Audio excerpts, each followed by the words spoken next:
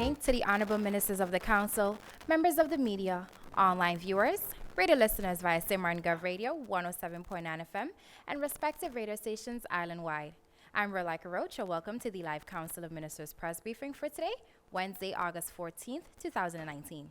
At this time, I invite the Minister of Tourism, Economic Affairs, Transport and Telecommunication, the Honorable Stuart Johnson, to address you.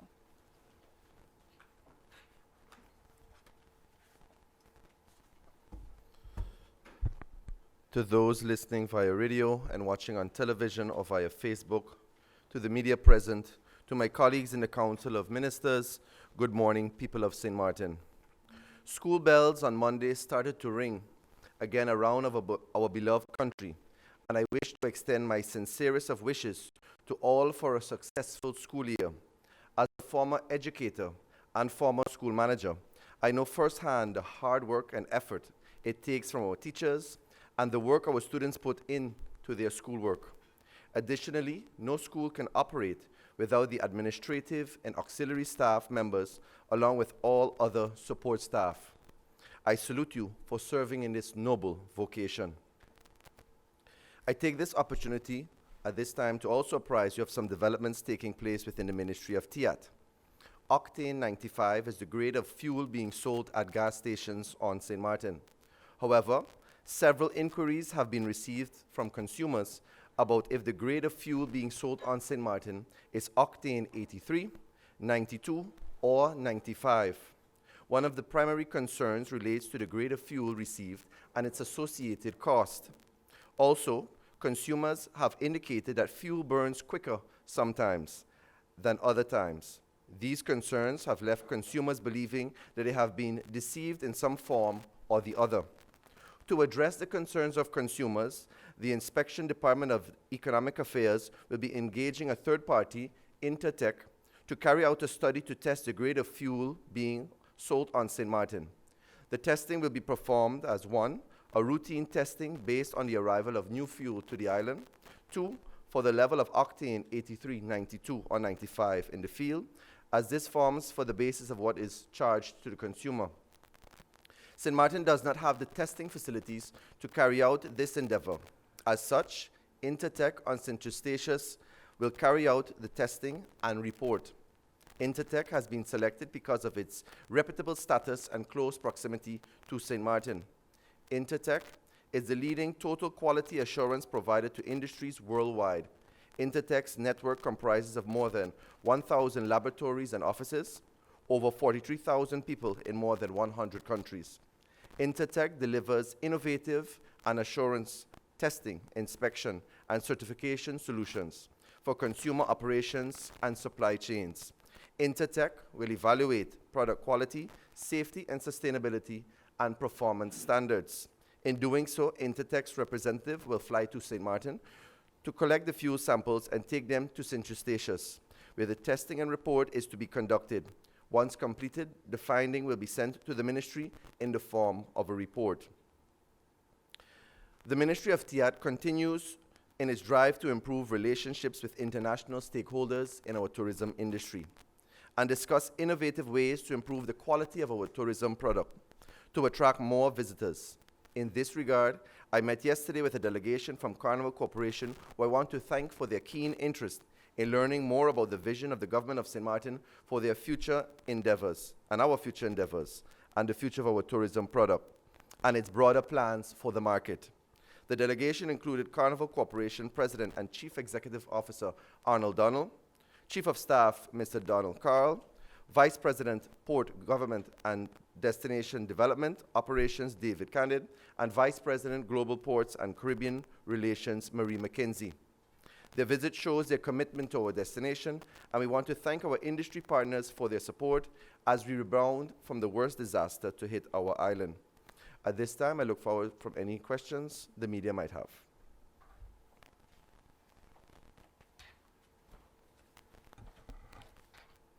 Thank you, Minister Johnson, for your opening remarks. At this time, I invite the Minister of Education, Culture, Youth and Sport, the Honorable Wycliffe Smith, to address you.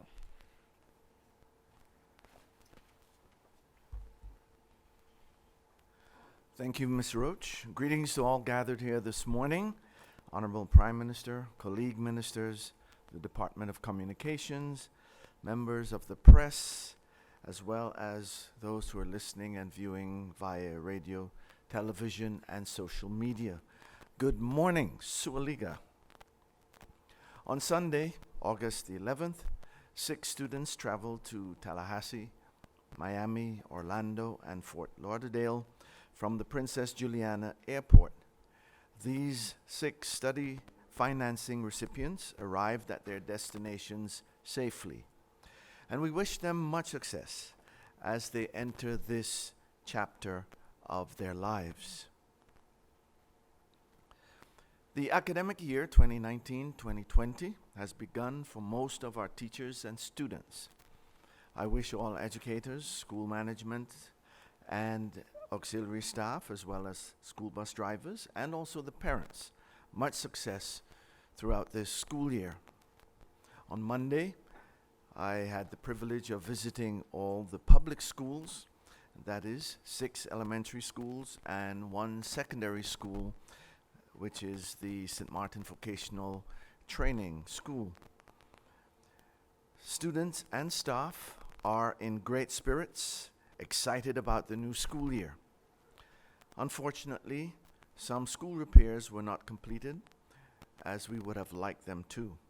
However, the work will continue. To ensure the safety of our students, arrangements have been made with the contractors to continue to work in the afternoon hours when children are out of school. The Division of Public Education reports that practically all of its teaching vacancies have been filled. There are just a few new faculty members whose hiring process is still to be completed. Therefore, within short, all teachers for public education will be in the classrooms and operational. For this year, I encourage all partners in education to work together for greater success. I also encourage our parents who have a child or children attending school to be engaged in the education process of your child or of your children. Make sure that your child attends school. Make sure he or she completes homework. Keep in touch with the school and with the teacher about your child's progress.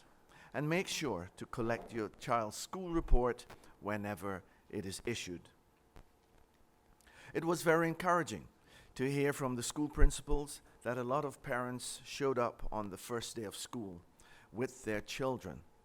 The principal of the Marie Genevieve de Weaver School was particularly elated about the attendance of so many fathers, who also stayed for the first General Assembly of the school year. At the Oranje School, the principal and teachers are excited about the large number of fathers and men who participated in the Read a Book to Children program last year. In this program, fathers and men gave a little bit of their time each week to come to the school and read to groups of children. And I can tell you that the benefits of such a program are tremendous. This school year, the Ministry of Education, Culture, Youth and Sport will be giving quite some attention to the St. Martin Vocational Training School. During the last school year, an audit was carried out of the school, and based on the findings of the audit, recommendations have been made to implement several changes that would enhance and improve the image and the quality of the programs at the school. The ministry's task force is in the process of finalizing the plans with school manager Mrs. Rita Bourne-Gums and with the management team at the school. Teachers, students, and even parents were included in the audit of the school.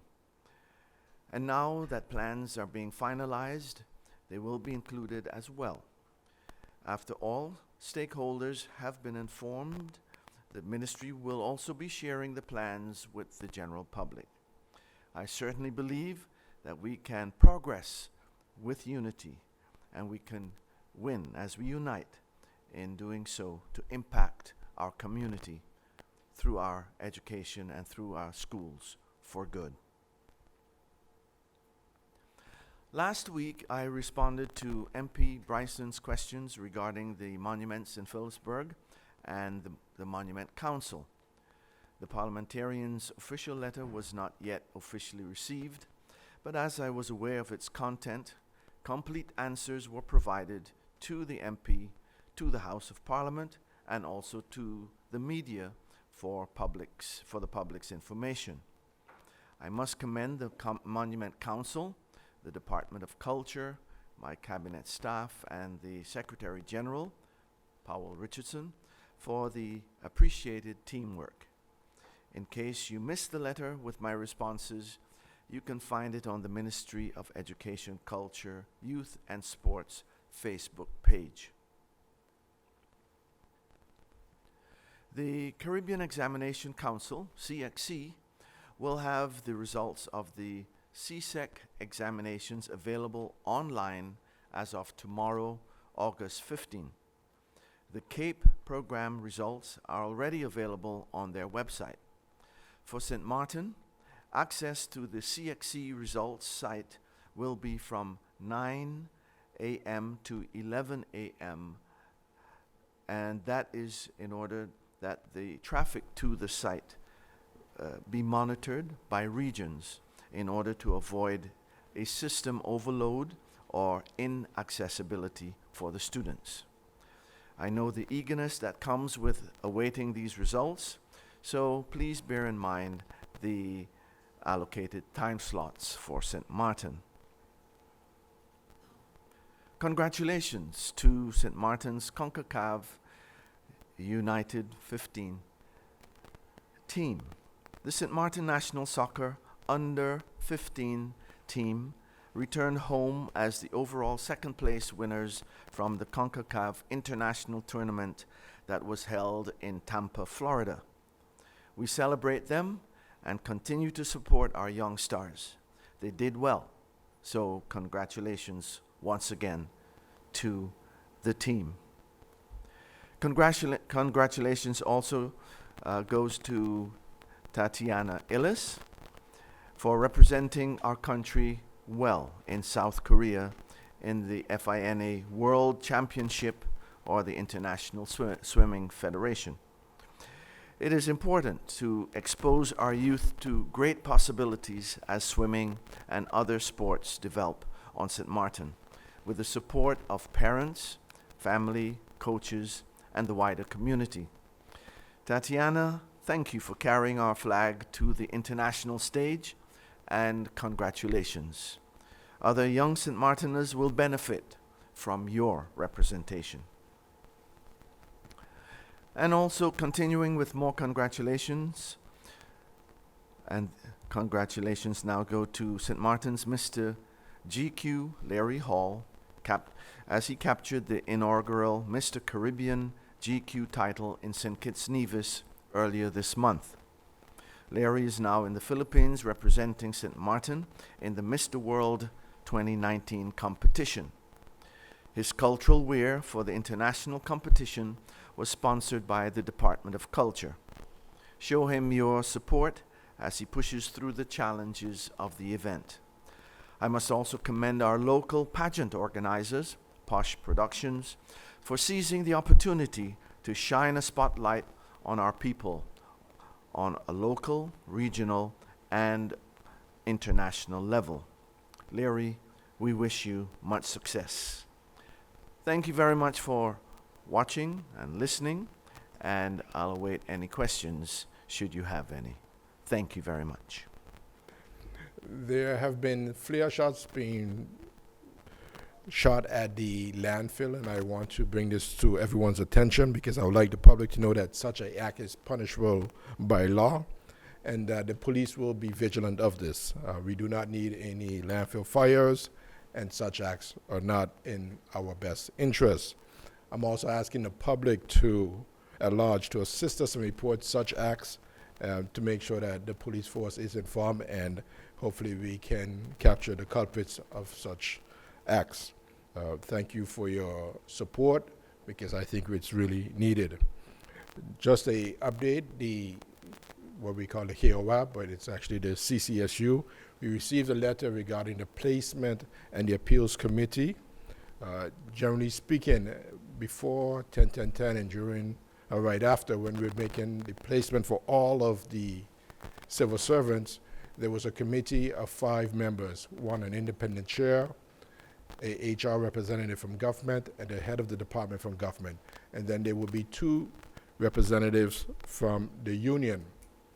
In 2016, a covenant was signed by Minister Kidindongo, which allowed or gave favor to the unions having 3 members and 3 substitute members, which completely puts the objectivity in the balance out of whack.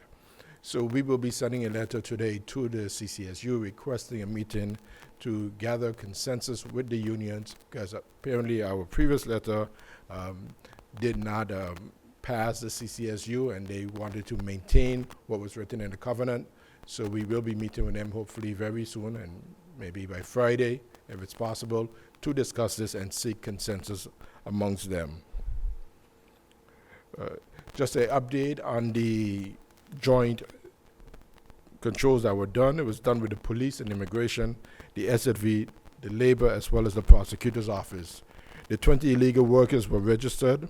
A statement was taken of whom they were employed by, and they also received what we call a mail plick, which is a reporting obligation. So every week they have to show up to the station to report their whereabouts. This is the same arrangement we have with the 3 Cubans as well. And just to give a little update regarding the Cubans, because one would get the impression that government or the police did not do what they were supposed to do, and that the UNHCR was the one who sent a letter. But it was only because of the police force who contacted UNHCR and assisted the Cubans that they were able to get that letter. And I want us to just put it in perspective and not listen to some of the misinformation being communicated out there. By having the Cubans come to the station, like others, it gives us a way, one, to know their whereabouts and to ensure that they are safe. It also shows that because we have been proactive, that it is goodwill on behalf of government to make sure that these situations and similar situations are being handled in a very humane way and following all and protecting their human rights. Those are my statements for today. I thank you, Ms. Roach. I thank you, and I'll await your questions. Thank you, Minister De Wever, for your opening remarks. At this time, I invite the Prime Minister and Minister of General Affairs, the Honorable Leona Romeo Marlin, to address you. Good morning to all, my colleague ministers, members of the press. Good morning, St. Martin. On behalf of the government of St. Martin, as Prime Minister, I take this opportunity to extend best wishes and much success to all students that have returned to school this week. For those students that are entering their exam year, whether on the primary or secondary level, I hereby encourage you to focus on your studies and aim for the highest standards of achievement. Your success depends on your determination. So on those days and nights when task seems impossible, don't give up. Stick with it. At the end of the school year, I guarantee that you will reap the benefits of your hard work when you receive your diploma at your graduation. Recently, I have begun a project of cost-cutting measures within the Ministry of General Affairs as a means of improving accountability, along with the goal of reducing unnecessary spending and waste. The initial cost-cutting measures will be focused on reducing cell phone usage and the management of the government's car fleet. In the area of cellular phone usage, the list of persons that are currently allowed to operate a government-issued cell phone is being reviewed and updated. Additionally, proper justification must be given as to why specific civil servants will be issued a cell phone. Ministers, secretary generals, department heads, financial controllers, emergency personnel are not affected by the cost-cutting measures. As it pertains to the management of the car fleet, the Ministry of General Affairs will be looking at having more government vehicles parked during non-working hours and the weekend to reduce the maintenance budget and, by default, the gasoline budget as well. As stated earlier, one of the key objectives is holding civil servants accountable for their actions, which will eventually reduce waste and bring about improvement in the overall efficiency within the government apparatus. For the Ministry of Public Health, Social Development and Labor, the Department of Community Development, Family Humanitarian Affairs will embark on 2 distinct neighborhood researches in order to identify the needs and profile of the various communities and its residents post-Hurricane 2017. These research initiatives emerged and were developed as a result of, amongst others, the character and profile of districts that has changed since the passing of the 2017 hurricanes, including the destruction of various landmarks. To address the lack of knowledge and insight as to how persons interact among themselves and within their respective communities. The 2 areas of research are, first being community chats, which targets informal discussions with key community members and stakeholders on issues such as rebuilding efforts, social and economic trends, including poverty, addiction, and unemployment. The second research is entitled, or Where Are You? This focuses on families whose homes were destroyed and abandoned following the passing of hurricanes of 2017. The Department of Community Development, Family and Humanitarian Affairs members are already identifying their partners in the communities, and the actual research will start within short. Residents are requested to extend their usual cooperation to the members of the community development in executing their research. The 2 researches mentioned above will enable the Community Development, Family and Humanitarian Affairs to accurately define the short and medium-term to long-term needs of the communities. The report and findings will be shared with the relevant and key organizations, including government departments as well as NGOs. Community Development and Family Humanitarian Affairs will continue to develop strategic projects and programs in the future that will target the needs of the residents and communities based on the results of these research. I thank you and I await your questions. Thank you, Prime Minister Leona Romeo Marlin, for your opening statements. If you've just joined us, you are watching the live Council of Ministers press briefing. The Minister of Finance, the Honorable Perry Hearlings, is present this morning, however, will not be making any opening statements, but is available for any questions the media may have. The floor is now open. Stephen Cerulean of PJ82 Radio, you have the floor. Thank you, Ms. Roach. My question is for the Minister of Justice. Prime Minister, Ministers, good morning, first of all. Minister, you mentioned that the undocumented workers, 20 of them, have been registered and that they must report to the police station on specific days. Can you elaborate a bit more on that for us, if you may? And the fact that the 2 construction companies for whom they were employed were given hefty fines. Can you tell us as to who those 2 construction companies were and what is considered to be a hefty fine? Thank you, Mr. Cerulean, for your question. I do not have the information regarding the companies or the amount of the fine, so I cannot share that with you. As far as the reporting obligation to the police station, it is a obligation that has been used to ensure that we know their whereabouts and what they're doing, and it is standard. If you're not deported, then you have the right to the reporting obligation. Just to make one more addition to the statement I made regarding the Cubans, the police force is working with UNHCR to find a country that is willing to accept the Cubans as well. So they're also busy with that. I just wanted to add that as well. You may follow up. In the meantime, are those workers allowed to work because they will need to support themselves in one way or the other? I'm not aware of that, so I would have to get that information from the police department. Thank you. Thank you, Minister DeWeaver. Lyndon Brown of BCN TV, you have the floor. Good morning to the people of St. Martin and to our minister today. Question to the Prime Minister. Prime Minister, in the case of GEB and TLM, when do the Prime Minister comes in the form of dismissal? For instance, the manager of this company are not performing well. Is it in the hands of the Prime Minister to say, no, these managers are inconsistent, they will have to leave?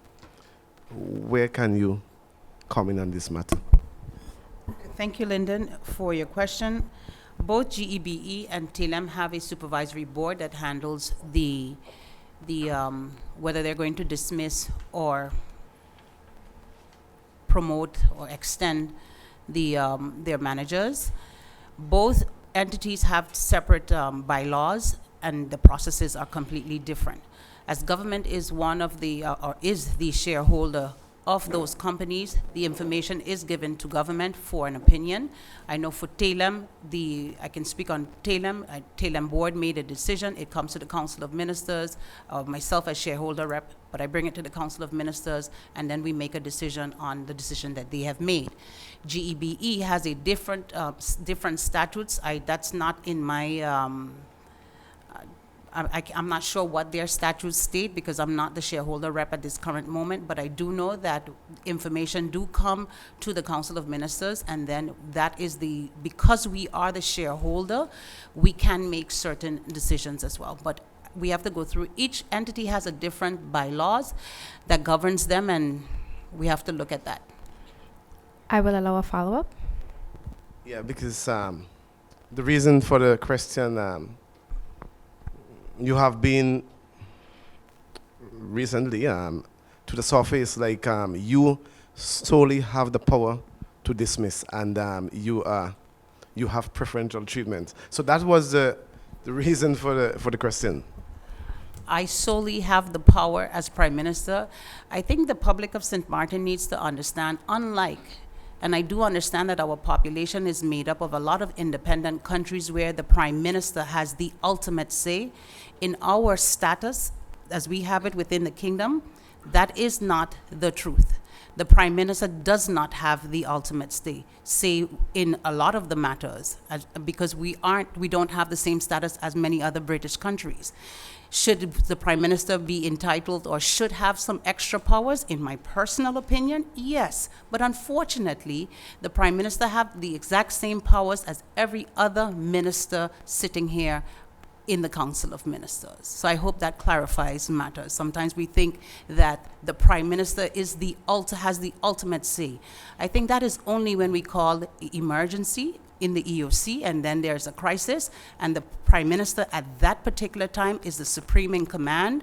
But in all other matters, the only power that the Prime Minister has is when he or she is chair inside of the Council of Ministers. But in the Council of Ministers, there are consultation, there is a process of voting, but I want to make clear, the powers of the Prime Minister within the Dutch Kingdom is completely different than the power of the Prime Ministers in most British countries.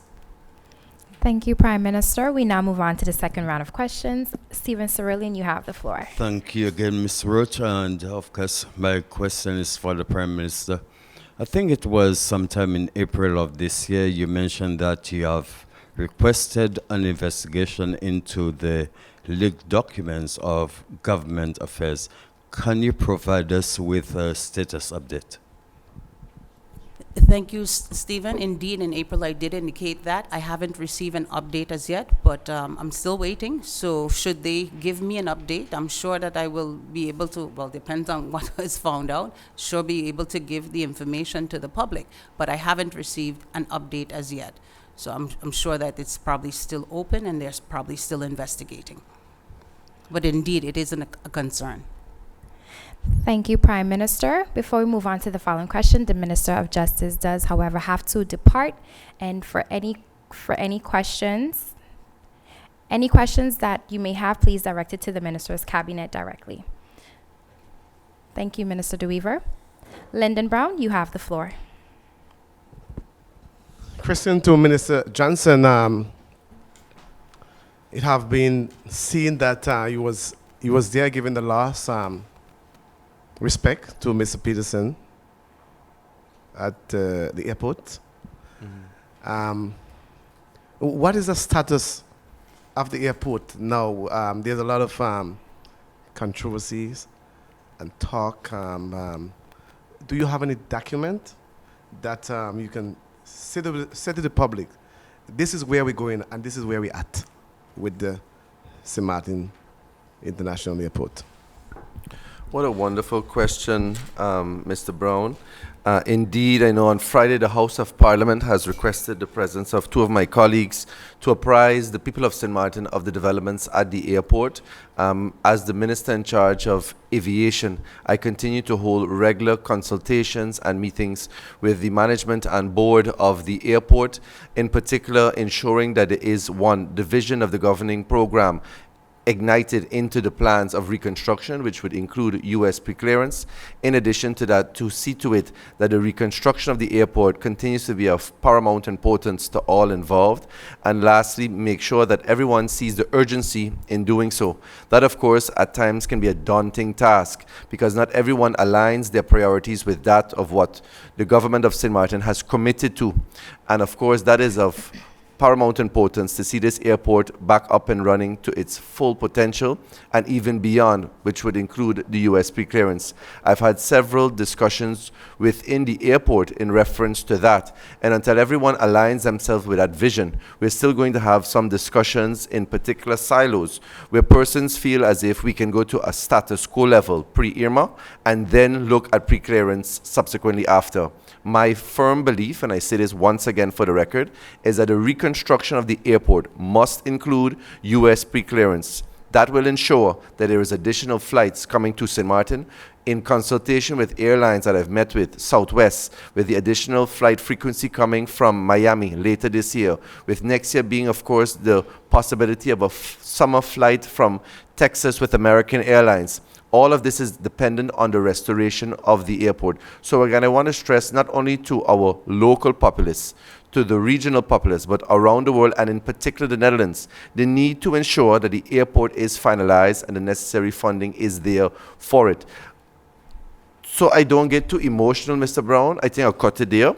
But in reference to the need to get the airport up and running, has my utmost attention. And as long as I have this oath of office and this seat, I will continue to ensure that I make sure that that remains a priority. So I don't know if my other colleagues would like to chime in with any other updates, but that's my update at this time. Thank you, Minister Johnson. We now move on to the final round of questions. Stephen Cerulean, you have the floor. Minister Gillis, can you provide us some information, if you may, as to the budget 2020? September, after all, is fast approaching.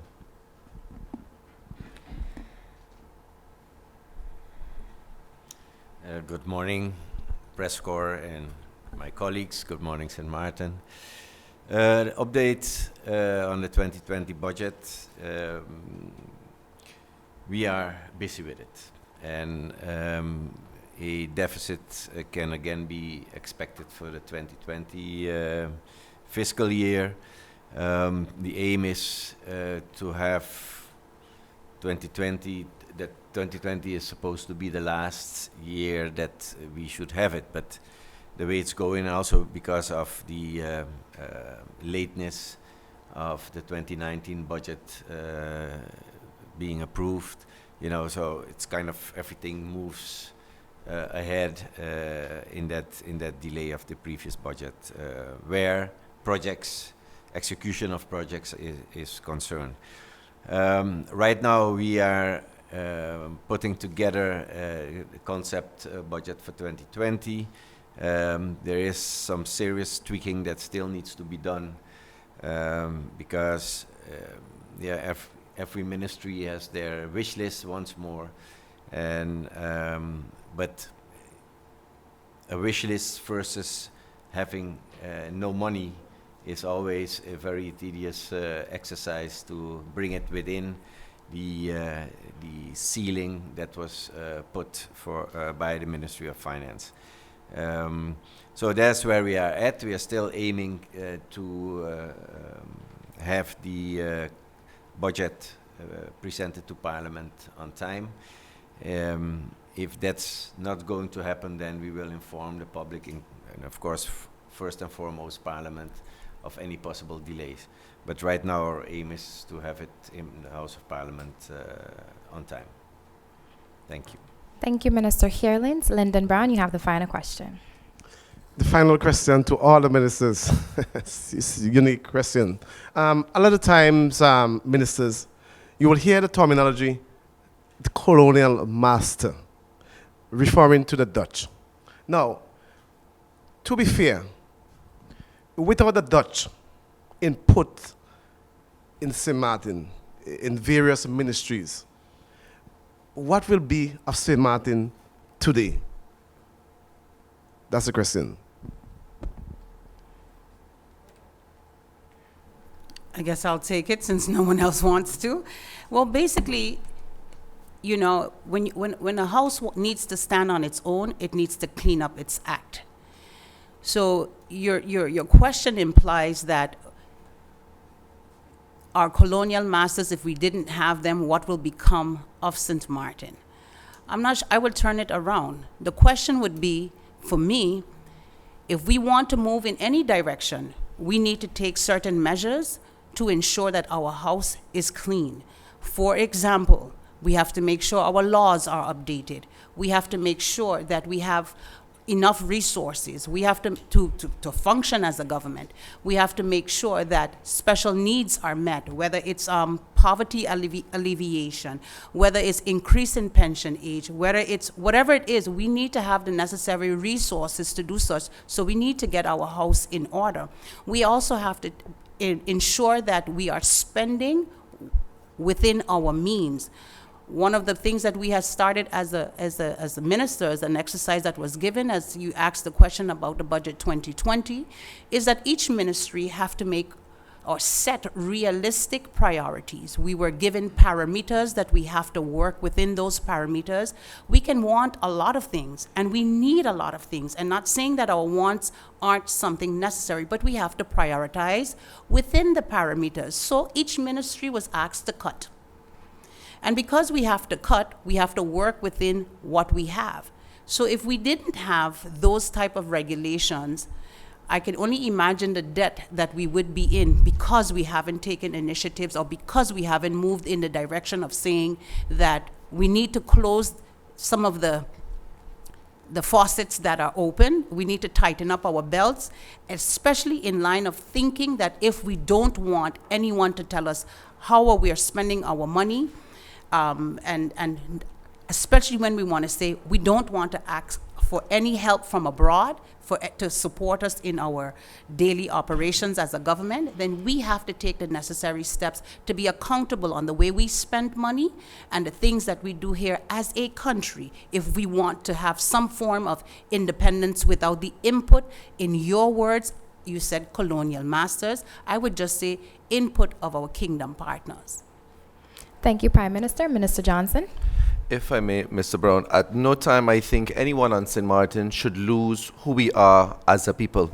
If we look back at history and where we have come from as a people and as a nation, we must at all times be proud and cognizant of that fact. Every single step St. Martin has made, its resilience as a people, its two major assets, the airport and the harbor in particular, has been built on the strength and patrimony of the people of St. Martin. At all times, we must be proud of who we are as a people and as a nation. St. Martin has come a long way, and on Monday, when school bells rang throughout this country, every boy and every girl should aspire to reach the highest offices of this country, whether it be in the executive or legislative branches, whether it be in any vocation throughout St. Martin. That is the kind of hope and opportunity we have to aspire and give each and every young person. Having been in front of the classroom myself, I know what it is at times for young people to identify and be hard at times to identify with young people within the community, with role models within our community, and that is because oftentimes we tend to beat each other up, not only in words but even in actions. It is time St. Martin lifts each other up, lifts this nation up, because if we look at the aftermath of what Hurricane Irma did to us, it showed our resilience, it showed our strength, and I can rest assure you that the promise of tomorrow is even better than before. So with that, I hope the people of St. Martin learns that from strength to strength, from encouragement to encouragement, that each and every one would be uplifted every day, not only in words, but in action, and spiritually done so in prayer as well. So I continue to pray for this nation and trust that better days and brighter days are ahead for everyone, regardless of who we are, where we come from, and once you have St. Martin at heart. Thank you, Minister Johnson. Minister Heerlings. Thank you, Ms. Roach. Thank you for that general question to pose to the ministers, Mr. Brown. Just some facts. As the Prime Minister already said, if you want to have your own destiny under your own control, you need to have your house in order. And what we have been doing for many years is to stick band-aids on wounds and figure, we're going to continue and, progress, and we are going to make it happen. But once the skeleton of a body weakens, that skeleton can no longer carry the rest of the body. And that will cause you to stand still or even drop. And that means there is no progress whatsoever.